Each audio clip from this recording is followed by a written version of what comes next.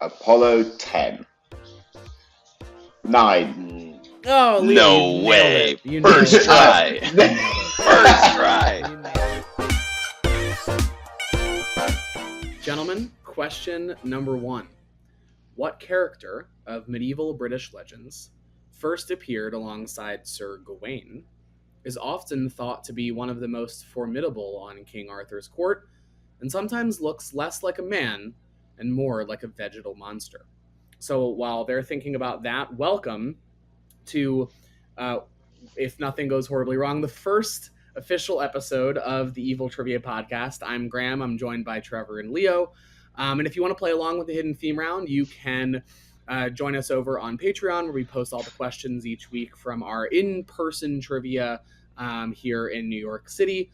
And just like the bar, round number 1 is our hidden theme round, where all 8 answers are connected in some hidden way. So for a bonus 2 points at the end of the round, figure out what that hidden theme is, and if you can figure it out during the round, it'll help you with some of the answers you don't already have. Trevor, Leo, welcome. You've heard the first question. Do you have any possible idea on what the answer could be? Well, I know the names of a few of the Knights of the Round Table, so we can definitely put some ideas out there, but I don't know exactly. I don't have a definite, strong feeling. What about you, Trevor? Look, the only one that's coming to mind right now is Lancelot, but I don't have. If you rattled off a couple of the others, I might have enough lore to piece together one that's a veritable monster.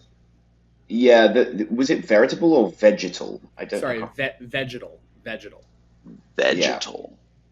Yeah. So some of the other ones. So I know that there's one on the Knights of the Round Table who I think is Gawain's uncle or something. I can't remember the exact relationship. Some of the other ones, there's Galahad is another one.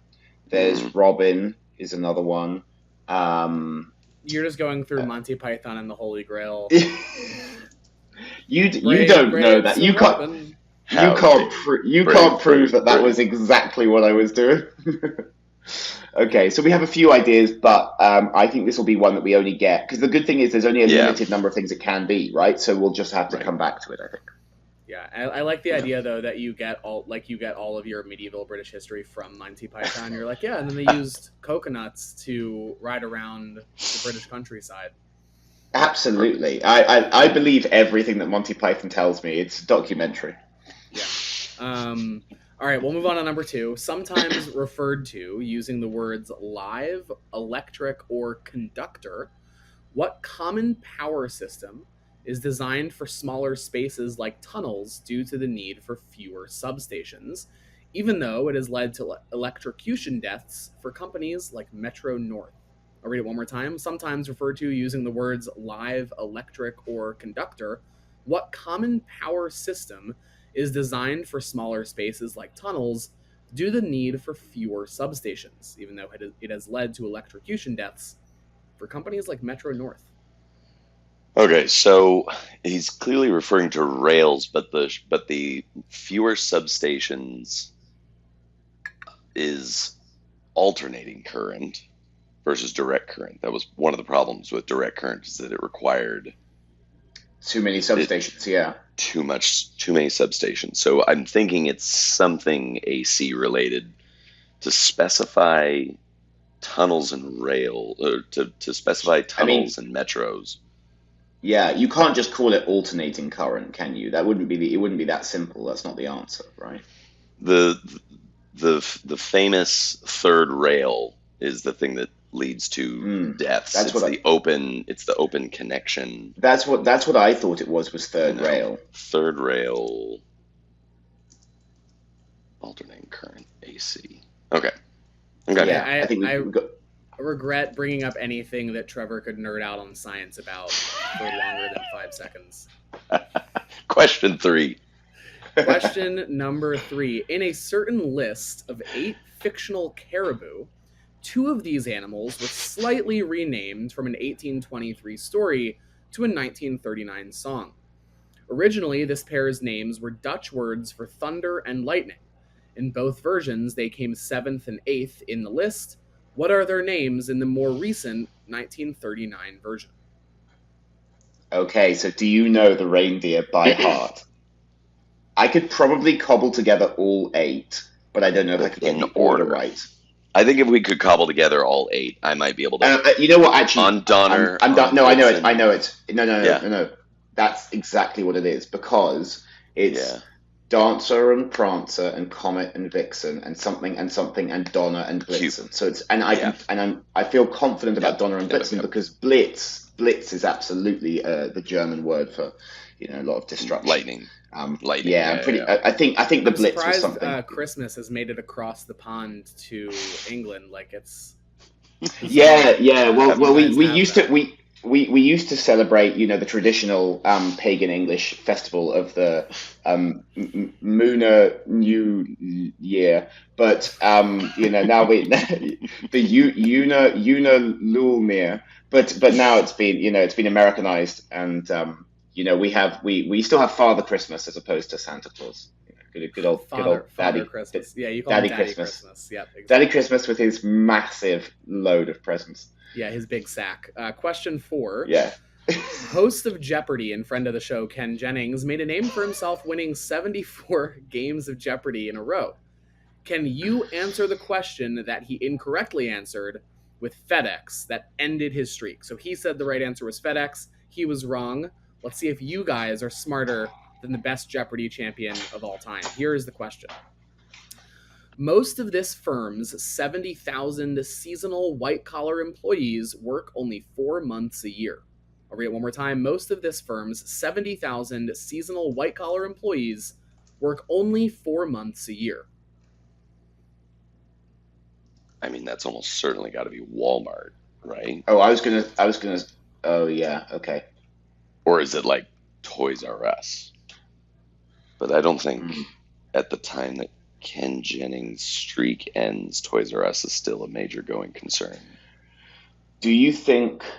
Okay, well, let's think about this. They're seasonal. Do you think that there's any reason that season could be anything except the Christmas season? Could it be a different season? It's not like Right? Is it like the summer? Yeah, or like, and it was a firm, right? So it's got to be a private company. We're not talking about like a. I'll read it one more time. Most of this firm's 70,000 seasonal white-collar employees work only 4 months a year. Yeah, it's the white collar that's throwing me off. That means that that's making me think it's not. So then, is it like tax accountants? Well, I wondered about that. That's why I was thinking about a different time of year. Was IRS related? I mean, it's firm, so it can't be the IRS. But So the 4 months would be sort of the end of the year and the run up to April. Is it the first set of the year? Hmm. In which Okay, case, there isn't going to be, it's going to be any of the big four. I don't know. I don't know that I like the direction that's going. Okay, let's come back to it. We're not Trevor smarter than FedEx. Ken. Trevor We're doesn't not like smarter than Ken Jennings. the Not yet. direction, but Not maybe you yet. will if you get the theme. Number 5. Warner Chappell Music owned one of the most copyright-claimed songs in history until 2015, when the copyright was declared invalid and the song entered the public domain the following year. What is the title of the song? I think we both think we know, Happy right? birthday. Yeah. Yeah, and you can sing it, and we won't get sued.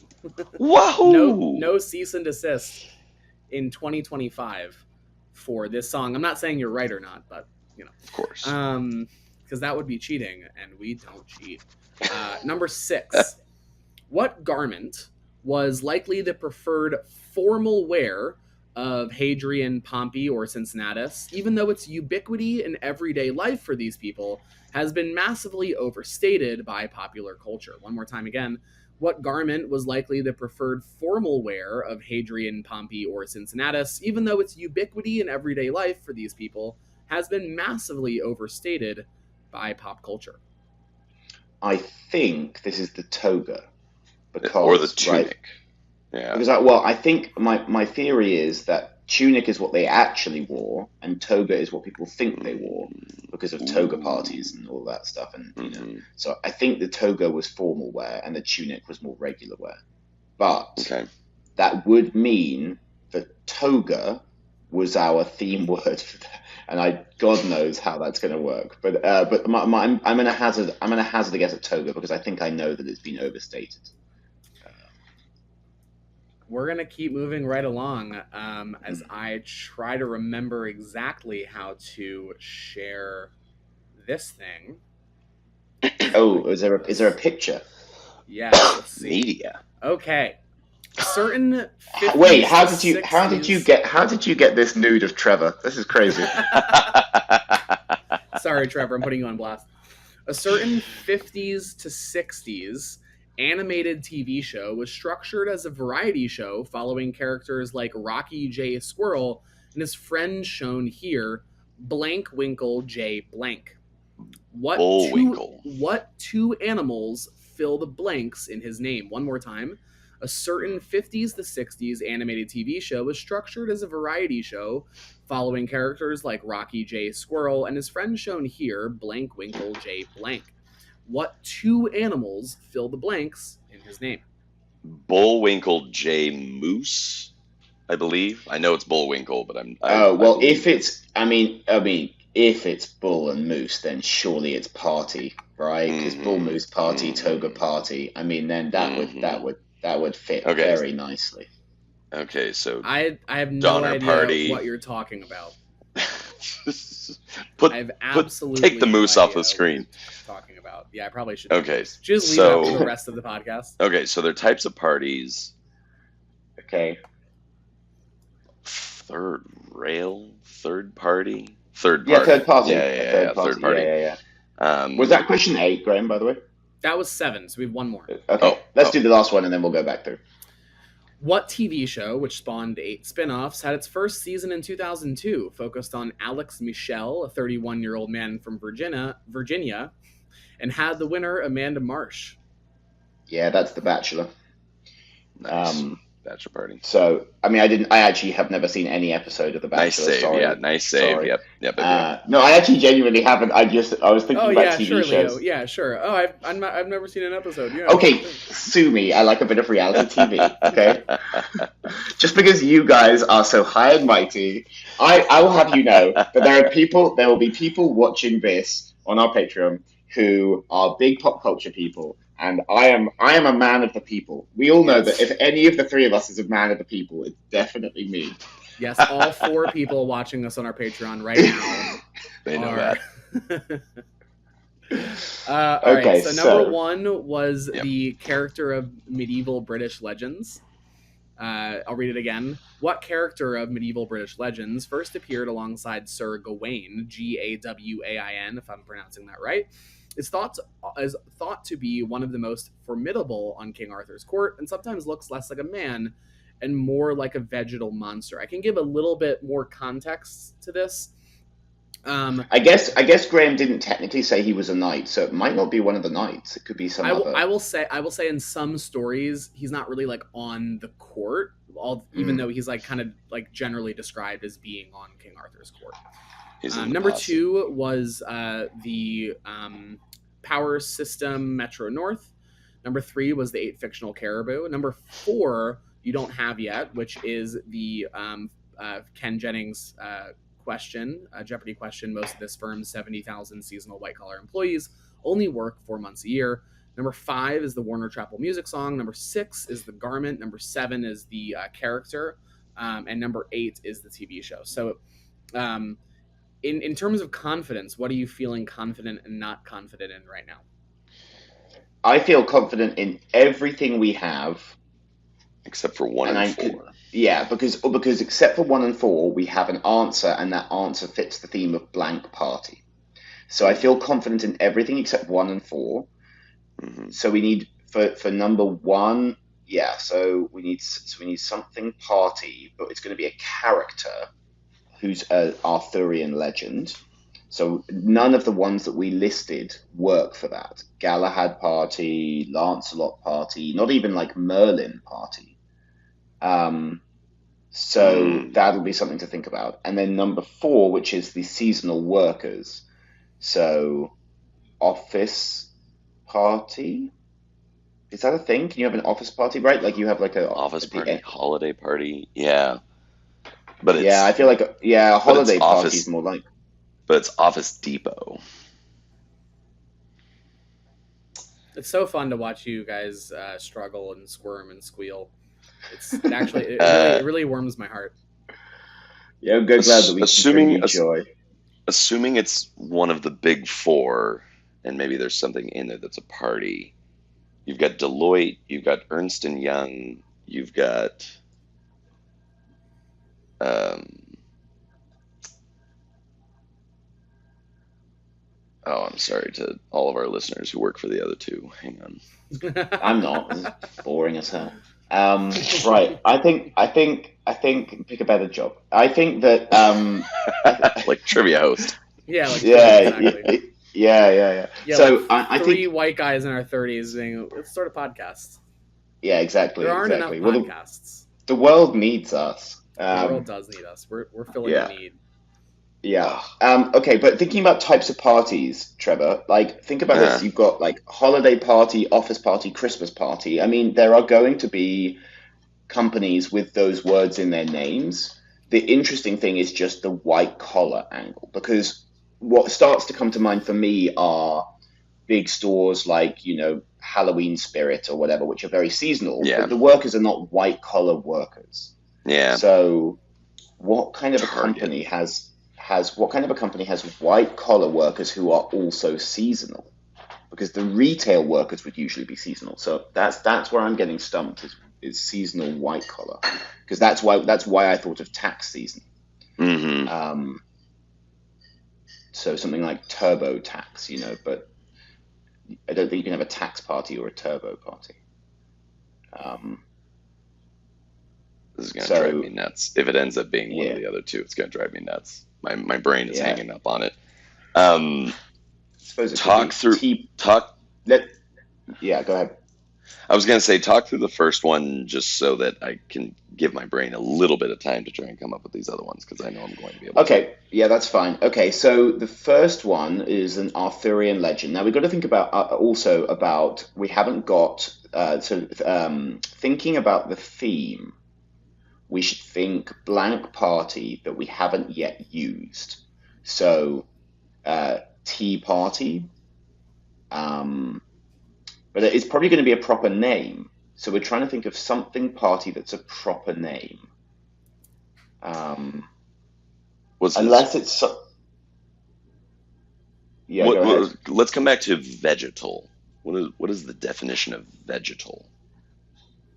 That's a great question. Oh, we've lost Graham.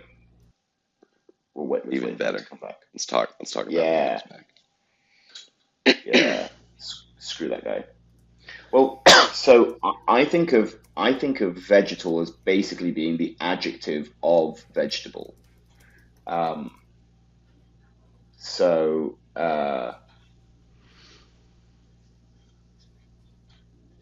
yeah, so then so yeah, a vegetal I monster. can give you guys a little Oh, nudge. Oh, it's the wait. Green No, Knight. it's the It's the Green Green Knight. Party. It's the green because the Green Giant, the Jolly Wow, Green Of you Giant. guys course. did that right before I gave the We hint. did. That's amazing. We You were both, in. we both, You were we in. I was literally like, said that. you're We literally right. said that at the exact same time. My Of hint was going to course. be about the movie that came out The a couple movie, years The Green Knight. years ago. I was I thinking about can't that because believe I I was like, didn't think of that Gawain. sooner. Gawain and the Uh, Green Knight. and I was totally thinking. number 4, I will say that you guys have come very close in God terms damn of it, like it's one of the other you two. have a company that is a competitor. You've named a company that is a competitor of this company. It is not one of the big 4. Oh, Okay. thank God. No, I feel like Trevor, what was the company you named? You said like I Office named Depot or something. Office Depot Staples, a staple party. Staples Party. Hmm. What do you guys think about when you think about a white collar employee? I think of A professional. someone who, is either in like finance or law or, So you so know, I'll tell you that it's not retail. Right. yeah, okay. I So think maybe it's it's a a competitor competitor to of one of the big four. TurboTax. It's a competitor of TurboTax. Yeah, exactly. So it's Okay. QuickBooks, a book party. A What an quick asshole. party. the A quick, best kind of party, a book party. A book party. What would happen at a book party? We would burn them. I was thinking of tons of possible answers you could give there, Trevor, and that was not one of them. Yeah. Wow. Yeah. By the way, the big four are Deloitte, PwC, Ernst & Young, and KPMG. PwC. That's the one I was looking for. KPMG. Yeah, I mean, we nailed down early that it was tax related, but so I just don't know. I think of TurboTax, and I'm not sure that I can now think of any of the competitors. I mean, QuickBooks TurboTax is a competitor of QuickBooks. It's the lesser of the two. What does TurboTax do? Like you guys, it's tax filing software.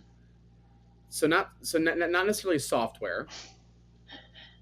They don't you just like put your details in and then they kind of help you file your taxes? So it's like the company I'm looking for isn't a software company, but they do tax services. Like one of the biggest tax services companies. But they do your tax services. What's a major accountancy firm? Yeah, that does basic tax filing. Tough one. This is a tough one. Their logo is a green Fewer square. hints. Fewer hints. Well, fewer hints.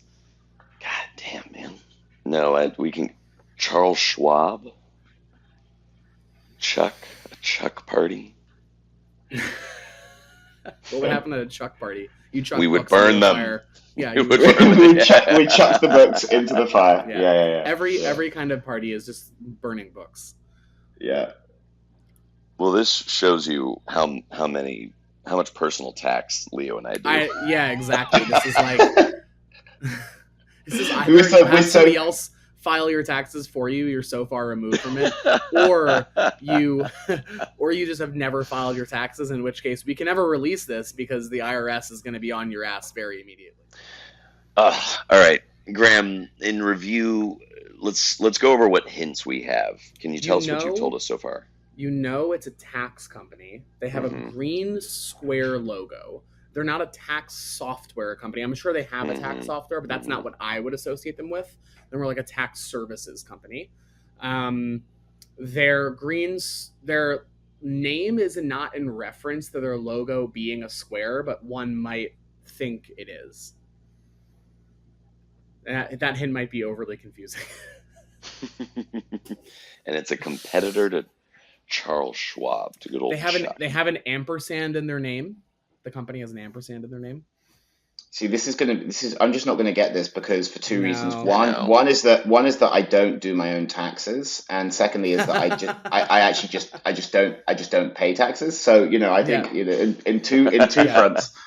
In two fronts. Yes. I mean, if you were asking me about a shady company in the British Virgin Islands, I could probably tell you.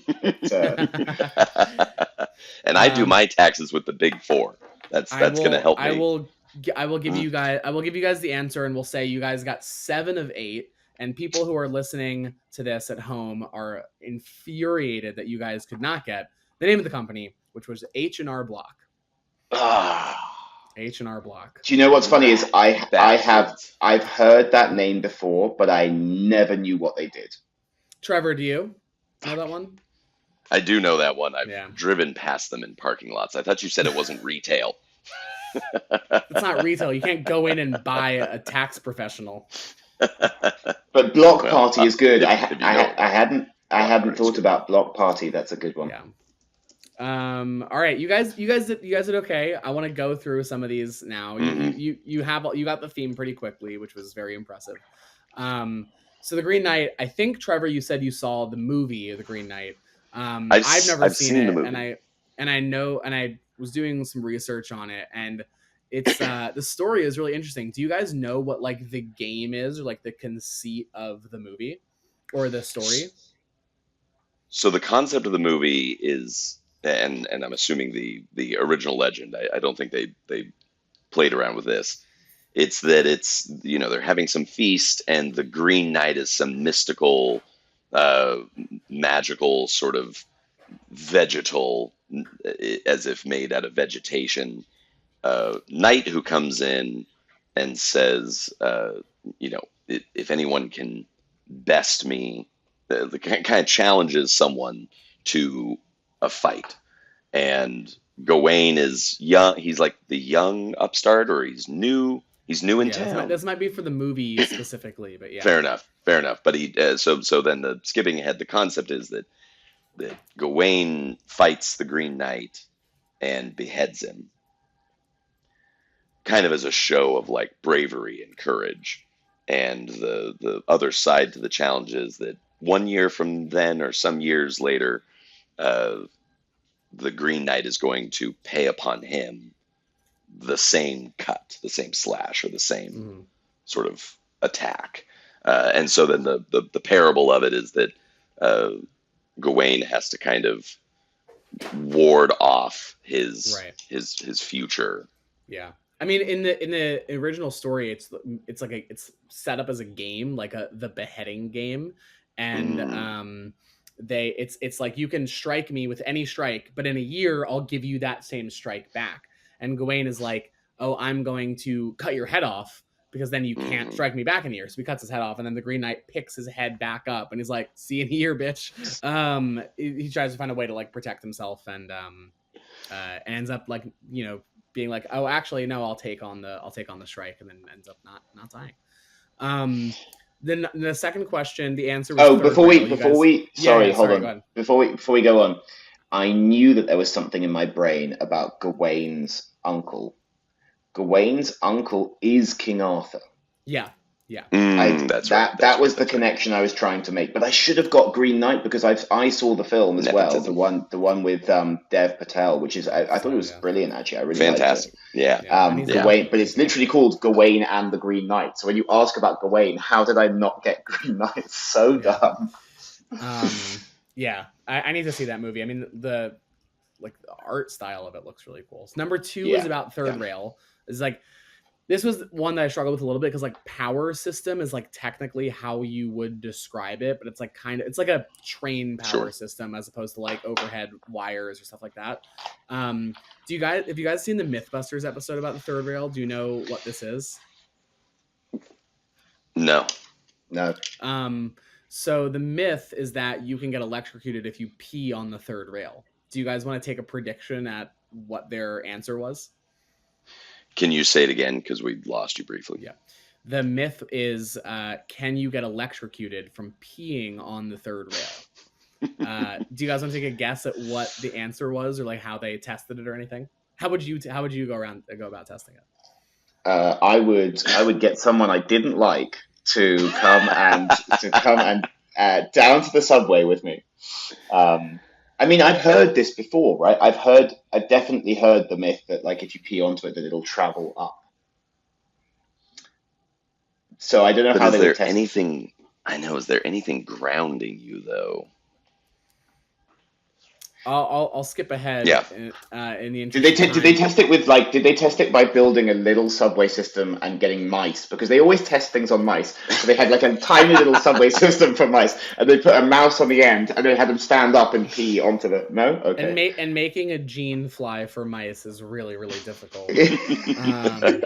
No, they actually, Adam Savage did pee onto an electrified fence, and he did get a little shock, but the like if you're standing up, it's too far away. Like your pee like turns into droplets further away. They said it's plausible if you're like kneel down really, really close, and it's like a very strong pee stream. I just love how detailed they went for this. They said plausible. That's so fun. But yeah, like your pee doesn't stay in like a straight. I mean, maybe your pee does. They decided that the average person's pee doesn't. Number 3 is about. I have a strong flow. Wait. Before we leave I will come back and comment for all of the railway enthusiasts out there. So, it is direct current, which usually requires more substations, but they're able to get around it by using this exceedingly long open rail connection. So it is an alternating current. It is a direct current, where in any other sort of application you would need a bunch of substations, but they're able to get around it by having this live rail for miles and miles or kilometers and kilometers. Maybe this is why Riverside keeps dropping us, because every time Trevor talks about like a technical thing, it just like says nope and just severs the connection. Riverside is connected to our focus levels, and so when Trevor starts talking, our focus levels drop. I think also, Trevor, it's interesting that you're saying for all the rail enthusiasts out there, I have no idea why you would assume that there was a Venn diagram overlap between trivia lovers and rail enthusiasts. That for some reason, that's, I don't know. Does that make sense? Comorbidities. It's not a Venn diagram. It's a circle. It's just a circle. All right, number 3. Number 3 was about Donner and Blitzen. So that's the poem is "Twas the Night Before Christmas." Do you guys know the original name of the poem? Mm-mm. It was the night before the Lunar Mall New Year. So that's the original. Yeah. It was called "A Visit from St. Nicholas," and something I learned when I was researching about this poem is that our like modern American idea of who Santa Claus is and what he looks like comes from this poem. So the sleigh and reindeer, the chimney, and the fact that he was like a jolly elf man were all new inventions from this poem. Other depictions of St. Nicholas had him like looking more like a bishop or like some like big stoic creature. He rode a white horse, not sleigh and reindeer. And there was no references to like chimneys for gifts. There was maybe slight references to chimneys, but like using the chimney as like getting in and out of the house wasn't really a thing until this poem. So like a lot of our modern ideas of who Santa Claus is comes from this poem. There was a big authorship controversy for it between like this famous poet and like a less well-known one. What I learned when I was researching this is that like this took place in like the early 1800s or mid 1800s, this controversy. But in modern times, there are like literary forensic analysis people that can like look at a poet's like body of work and compare it and be like, is it likely that this person wrote this poem, or is it more likely that this poet wrote this thing? I think that's just like really, cool. Really interesting. I love that. I also think that job is going to AI very soon. Like, surely that's all 3 people with the poet literary analysis job. Look for something new. AI is coming for you. Yeah. Super, super interesting. This poem, which I've heard my entire life growing up. I was like, oh yeah, this is like actually where a lot of Santa Claus stuff comes from. Leo, you nailed it with Donner and Blitzen being the thunder and lightning Dutch equivalent things, and it was renamed for it was Donder and Bliksem originally, and then it was renamed for the Rudolph the Red-Nosed Reindeer song to Donner and Blitzen. I think the thing that I read was like easier for children to say or something. Can you guys name them all in order? Okay. So the third and fourth ones are Comet and Vixen, because that rhymes with Donner and Blitzen. So we know that. The remaining 4 are Dancer, Prancer, Dasher, and Dancer. No, Dancer and Prancer go together. And then Dasher. Say them in order. Well, that's the thing is I'm trying to remember, where did Dancer and Prancer come, and then it's Dasher and something. On Comet, on Cupid. Oh, Cupid, we haven't said. Cupid is one of them, yeah. You guys are pretty close. I know. Wait. Re-say them in order, because that's going to kick off what I've got. I think, here's my theory. My theory is Dancer and Prancer and Comet and Vixen, Dasher and Cupid and Donner and Blitzen. But I think I'm off slightly. Slightly. I think you said all their names. It is this. I think you said all their names. It's on Dasher, on Dancer, on Prancer, on Vixen, on Comet, on Cupid, on Donner and Blitzen. Which would be a good hidden theme aside from Blitzen and Vixen. But like that would be there's 8 things. That would be a pretty good hidden theme if you could think of a way. I think we could get Vixen. Maybe. But Blitzen's quite tough. Yeah. Blitzen's pretty tough. Yeah. Number 4 was about H&R Block, which It's a company that you guys are going to get investigated by the IRS after they listen to this. Oh yeah, Deloitte because the IRS has enough funding right now to be listening to So Ken Jennings wrote FedEx. I'm going to ask you 3 what does it stand for questions. First, what does FedEx stand for? Federal Express. Federal Express. Well done. What does UPS stand for? United Postal Service. Is it parcel service? Oh, It's is parcel. it parcel service? It's United Parcel Service. USPS. And then is the postal service. yeah, exactly. United States Postal Service. And then DHL. You're never gonna domestic hauling and logistics. This is me messing with you guys. It's Dalsey, Hillblom, and Lynn. It's 3 people's names. I was right there. The founder of FedEx did just die. There's R.I.P. and peace. The starting of FedEx is very interesting. He went and wait, sorry, but how did they send his body back home? UPS. Yeah. Which would be not even they will use FedEx. Untimely post. No, wait, there must be a dead pun in there somewhere. Yeah. Earn postal service. When you send someone's earn, yeah. He apparently, and I didn't have time to actually verify this is true, but it's a podcast. You can say things that aren't true anyway, and people will take them as true. Wait, are you telling me that some people on podcasts say things that aren't true? Other people? I have to start listening more carefully to... The company was almost going to go under. And he took the company's funds and went to Vegas or Reno or something and played blackjack with it. Won enough to keep the company going for long enough. Is this the story of my family company? This is exactly how we're going to get Evil Trivia to continue funded in perpetuity. We're gonna do a boys' trip to Vegas. Yeah. Perfect. Okay, but which of us can actually count cards? Because it's not me. Trevor can't count. I'm pretty ass. Wait, Trevor, Trevor, did you say you're pretty aspy?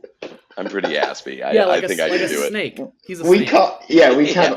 We cannot keep that in. We can't keep that in. Is that a thing you can't say? I think you're taking that from us. Oh right, it's true. That's true.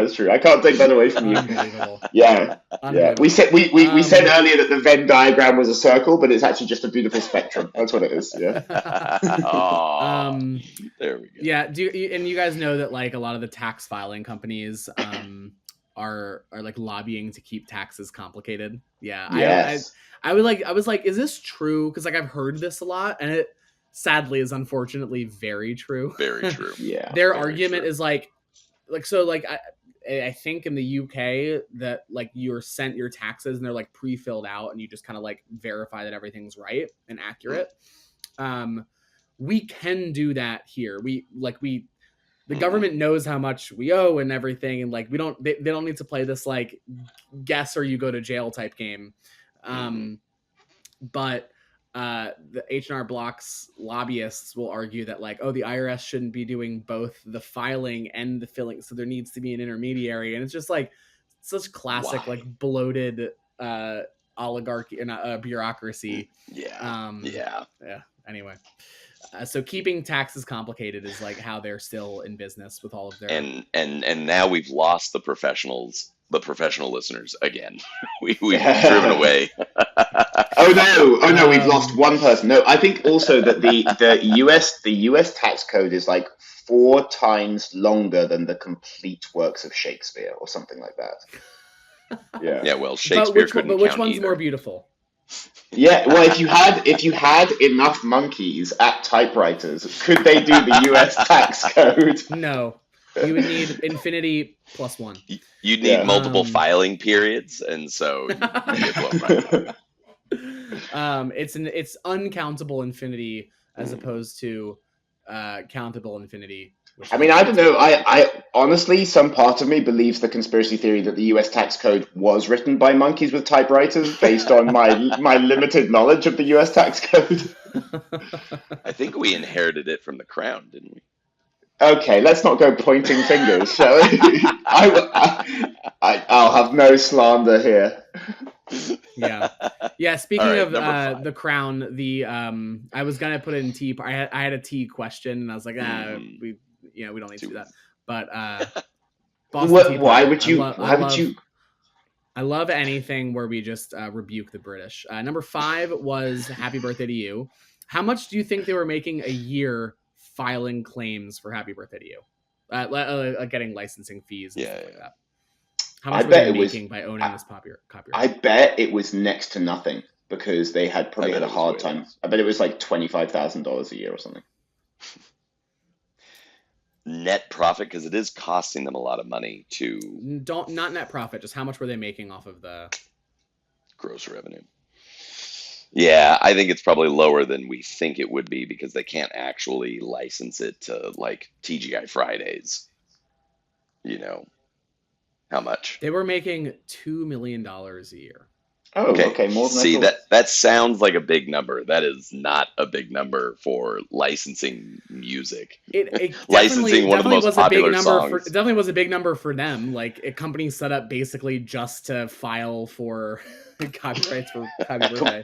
Can we also talk about how bad of a song it is? I mean, like if you heard the tune to Happy Birthday without hearing the words, you would think it was a funeral march. It's so bad. And other countries and cultures who don't use that song, all of their songs are way more exciting, and they definitely think that we suck for singing that song because it's so boring. I mean, like I prefer. Like, I wish we could just use the Stevie Wonder "Happy Birthday" song. It's so much better, and Stevie's great. I'd pay him to use that song. Yeah, we should just license it for him. Don't think too much of it. Yeah, we don't. Trevor, we can't license it. We can't license it. The original song was from 1893. Can you guys guess what the original song was called? It wasn't "Happy Birthday to You." It was something else to you. It was for school children. Good morning. It was Good Morning. Yeah, nice job. Yeah, it was Good Morning to You, Good Morning to You, Good Morning to your children, Good Morning to all. And then somehow someone was like, yeah, this is good enough for a Happy Birthday song. It was the first song sung in space in 1969, the lunar module test. So the one that didn't land on the moon. You guys know what mission that was and what number? Apollo 10.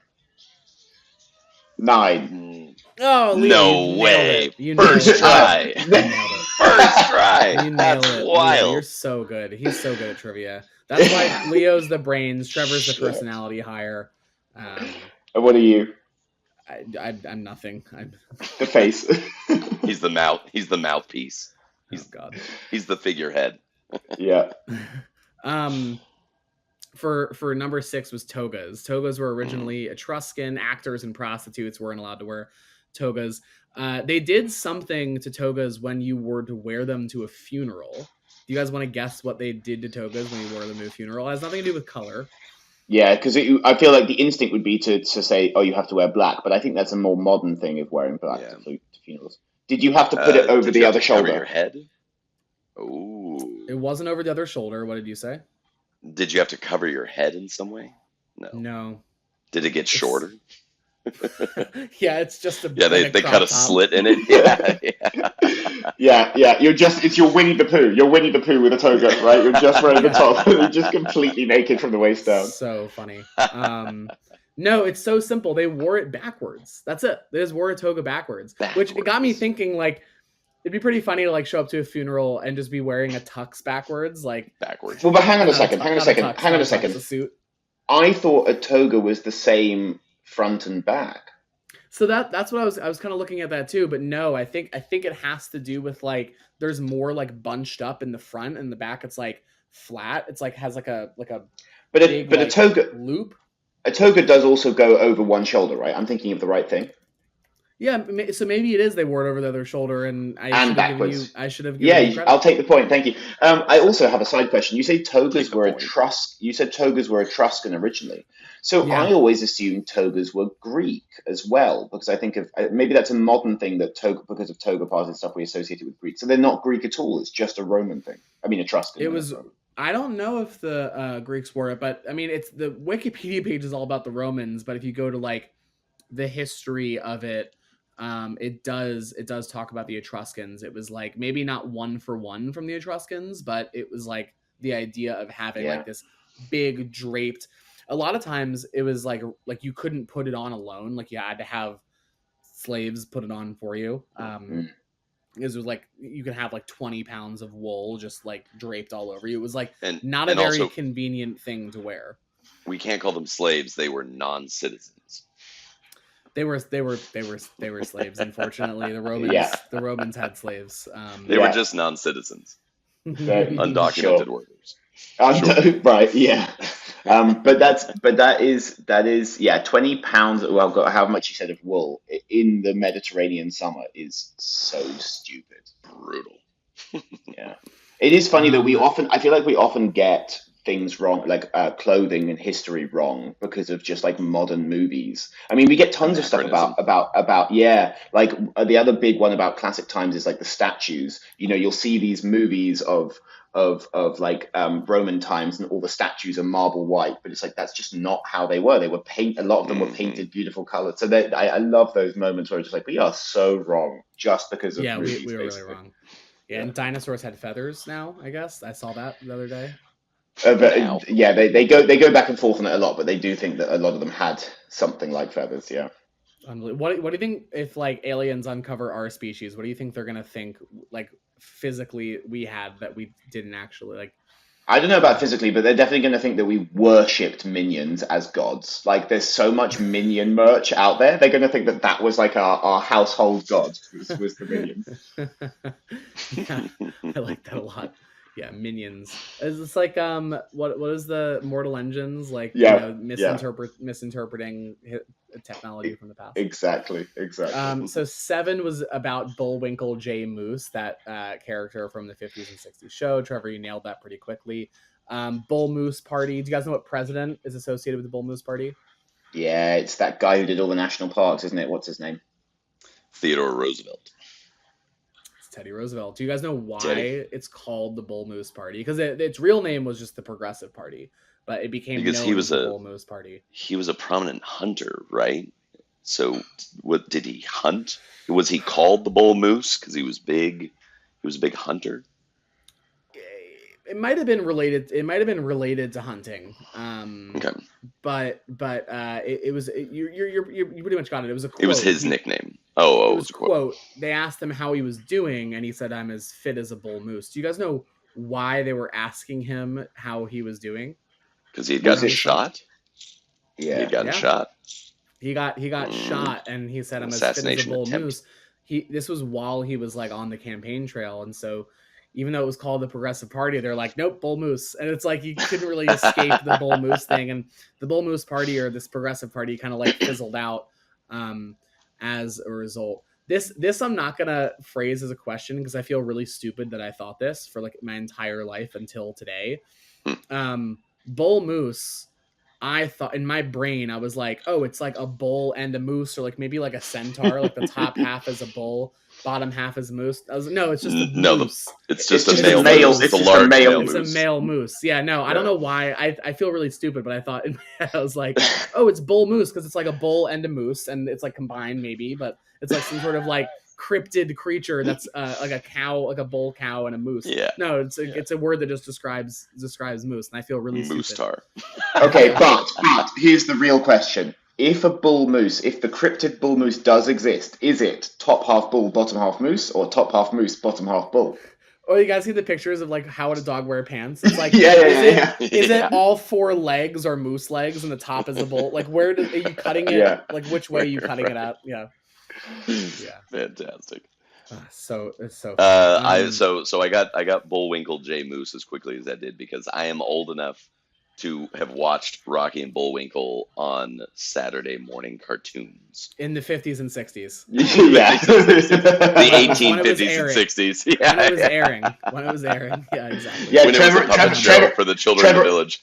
yeah, Trevor actually voted for the Bull Moose Party when it came up. Yeah, Some fun presidential history stuff is that um, so Teddy Roosevelt was a Republican, ended up starting his own progressive bull moose party, whatever you want to call it.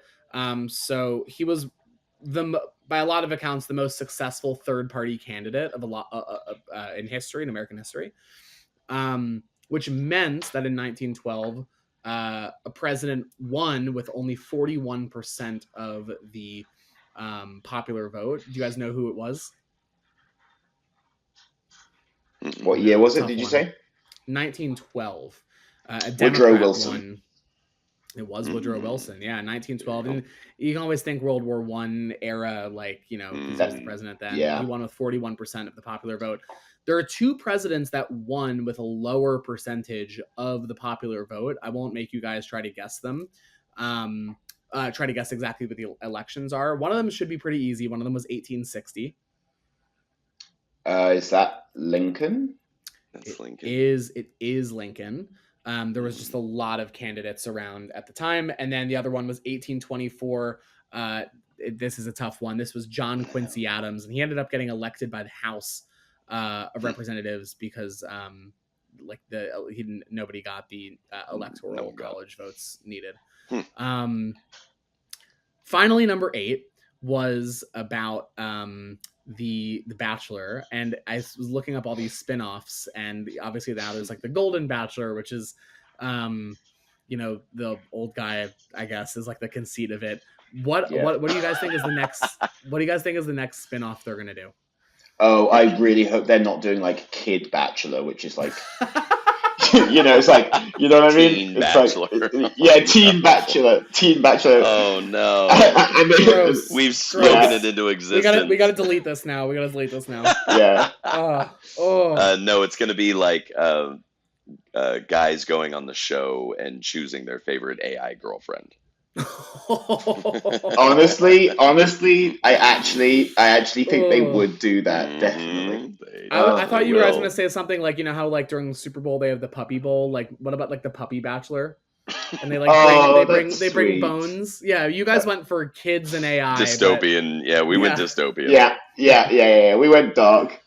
And speaking of copyright, they have the copyright on "Will You Accept This Rose?" Only in the context of game shows. No. So I think we're Okay. I think we're safe. But Phew. yeah. All right. What do you guys think? That's all I got. Wow, that was a great round. That was a great round. Yeah. I feel like we did. I feel like we did pretty well on that. We missed one right in the end. We just For viewers at home. I know for viewers at home, I think this is the first podcast round where we didn't get all of the answers correct by the end of it. And it's the first one we're releasing, so you guys are going to look really stupid publicly. Viewers at home, this was much better when we practiced it. To the buyers of our bonus DVD set that features those early... It's on Blu-ray. Come on. Yeah.